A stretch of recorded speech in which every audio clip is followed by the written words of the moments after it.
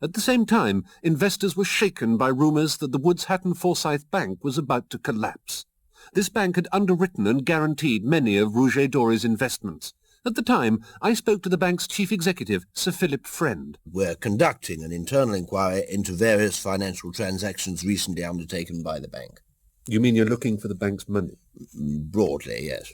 Now, would it be true to say that as a result of the bank's dealings with Rouget Dory, many of the bank's assets would now appear to be abroad, in Bermuda, in fact? Yes. Of course, that in itself is not a cause for concern. Bermuda is a sound, sensible and reliable location for the bank to have its assets. Yes, but I understand that these assets are no longer actually in the bank's name. No, that is a cause for concern. Of course, it's possible that these assets are not in the bank's name for complicated tax reasons. Well, it's possible that they're not in the bank's name because they've been stolen. That is possible as well, yes. Well, in recent months, your bank has made a series of what can best be described as extremely ill-considered investments, hasn't it? The business of banking is all about taking risks, Mr. Lander. Well, you've invested in a number of companies owned by people who do not in fact exist. Yes, well, of course, the existence of the person to whom one is lending money is, of course, one of the things one is taking the risk on. But I am confident that we can weather this storm. I do not myself believe that the bank will collapse, and I speak as an experienced financier. The following day, the bank collapsed. An investigation by Scotland Yard's fraud squad was immediately started, though many doubts were expressed in informed circles as to whether the police possessed the necessary expertise to unravel such a complicated financial tangle. I spoke to the man in charge of the investigation, Inspector Fred Clark, and asked him first whether he was confident that he was so equipped. Yes, well, we are treating this as a straightforward investigation into the possibility that a crime has been committed. In that respect, and in many others, it is no different from any other criminal investigation. What are you looking for? Well, we're looking for evidence. Evidence? Evidence of what? Evidence of, Evidence to suggest that fraudulent transfers of cash have been made via strings of companies to one or more people who have no legal entitlement to that money. Well, yeah, perhaps. It's, Well, do you think that's what's happened? Do you? Well, I don't know. Well, you see, that's, yeah. Well, how does the departure of Gordon Rouget fit into all this? Yes, now, Rouget, that's right, yeah. He's gone, hasn't he? Yes, he's gone to Bermuda. To Bermuda, yes, we know that. Well, is that, in your opinion, a cause for concern? Well, that he's gone to Bermuda with several £1 million unaccounted for, that are traceable to him. Yes. Yes, what? Yes and no. It's early days, isn't it, really? These things are so complicated. What things? Exactly. While Inspector Clark was wrestling with the complexity of his investigation, Roy and Daphne Baker were experiencing problems of their own. We've been getting a lot of letters recently, demanding money. Letters from whom? Well, all sorts of people. Financial institutions, insurance companies, governments, that sort of thing. We've had a rates demand from Bermuda. Now, as far as I'm aware, we've never even been to Bermuda. They're wanted in Switzerland, apparently. It's a shame. We've always wanted to go there. It's very worrying. I got some terrific Last outs night we sat down and worked out how much people said we owed them. Well, how much was it? £5 million. Well, 5 million, that was it. I don't like it at all. I've never liked being in debt. My mum taught me to live within my means. It's terrible, really. There's a factory in Alaska that's going to have to close down unless we can give them $60,000 by next Wednesday. I feel guilty. Have you sought any advice? Well, we've tried to, but no one wants to take us on. They're worried that we won't pay them. So what do you think you'll do? Well, obviously we've got to try and find the money from somewhere. I'm putting in as much overtime as I can, and I'm walking to work to save on the bus fares. Well, I'm doing a bit of babysitting. I mean, when all's said and done, £5 million is a lot of money. Well, it is, yes. Yes. We're being realistic about it. We know it's going to take a bit of time to pay it all back. The Bakers are not the only people Rouget left behind to pick up the pieces. His former partner, Stephen Dory, is another. I asked him whether he knew that Rouget was siphoning the company money into his private bank account. Well, I knew he was putting some in, yes. I asked him about it once. And what did he say? He said his work was his life, so it was silly to split them up into separate bank accounts. Were you satisfied with that explanation? Well, not really. On the other hand, you have to remember that I was very much the junior partner in the firm. Gordon had taken me on to teach me about the world of finance. I felt it wasn't up to me to question Gordon's methods, Why did you feel that? because that was the first thing Gordon taught me. Another person Rouget left behind is his former mistress, Sheila Winfield. She agreed to talk to me, but when I called round at her home, her flatmate informed me that she was having a bath. Nevertheless, she insisted on going ahead with the interview, and for this reason we apologise in advance for the strange quality of the recording. The thing I find the hardest is that he took his wife, not me. Oh, he said he had to because everything was in her name, but he never loved her. He told me he'd only married her for a signature. Yes.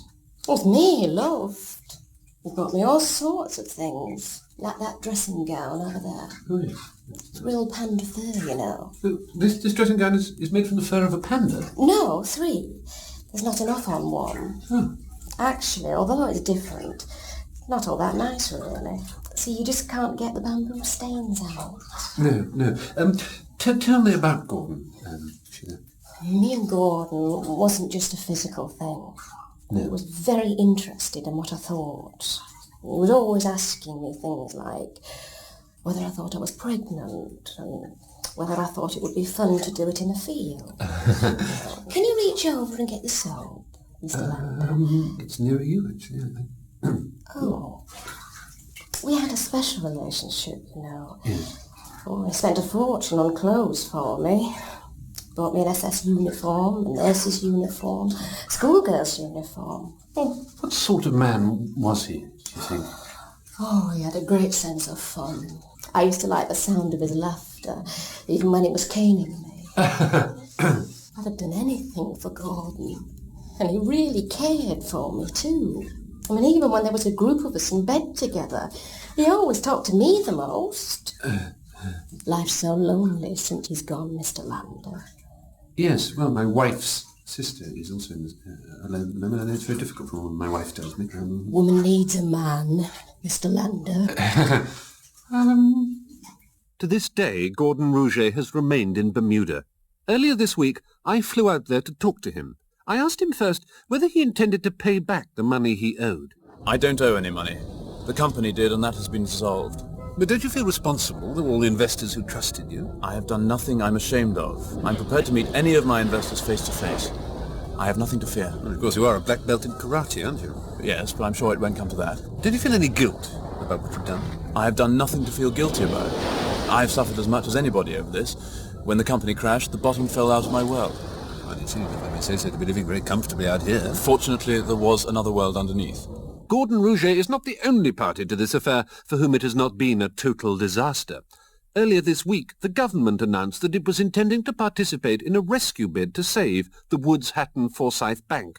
I spoke to Junior Minister Francis Stratton about this news. The government took the view, after consultation with the city's major investment institutions, that it would be wrong to allow a bank of the importance of Woods Hatton Forsyth to fail as a result of circumstances over which it had no real control. Well, the bank failed largely due to incompetence and mismanagement. Yes, that is why it had no real control. But why is the government intervening in the affairs of a private bank? You mustn't get things out of proportion, David. The rescue is, in fact, being mounted by the city's major investment institutions. The government is only helping in a peripheral way. You're putting the money in. Yes, but that's all we're doing.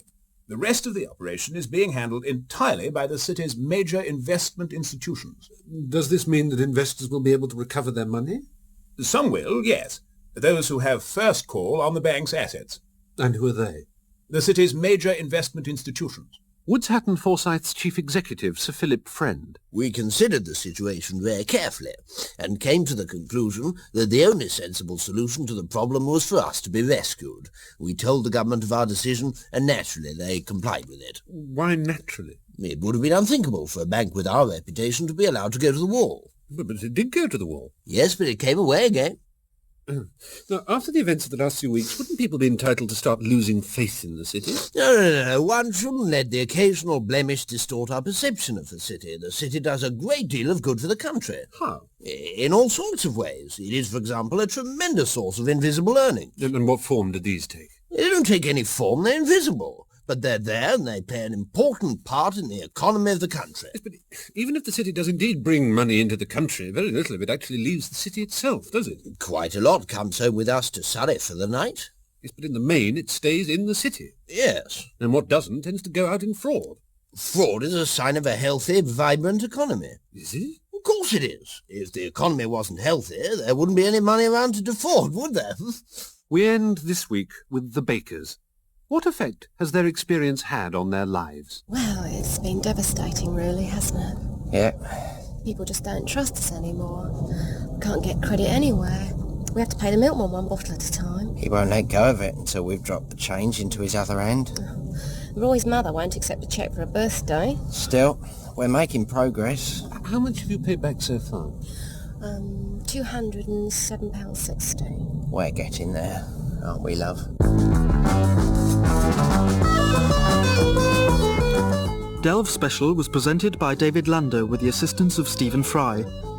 Studio production was by Felicity Montague, Jack Claff and Robert Bathurst, with dramatic reconstructions by Harry Enfield and Mark Arden. Delve Special was researched by Tony Sarche and the editor was Paul Mayhew Archer.